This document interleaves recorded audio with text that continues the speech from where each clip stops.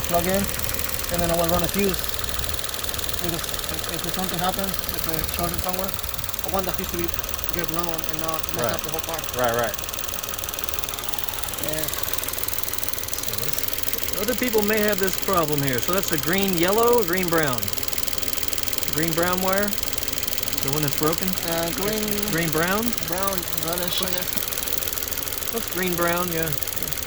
Green brown was the whole problem here. The car just stopped running for no reason and was blowing fuse number F22. So we've tried replacing spark plugs, coil wires. I do that myself. Coil pack also replaced just to see if it did anything.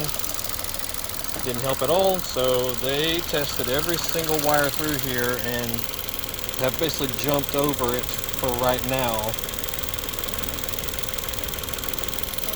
Yeah.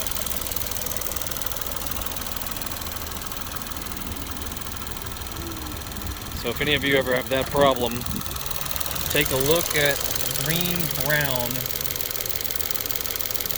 and if it is frayed or arcing or touching or grounding somewhere, you're going to have to jump it basically to the, so that's the ignition side of the fuse, right? This ignition side? Yeah.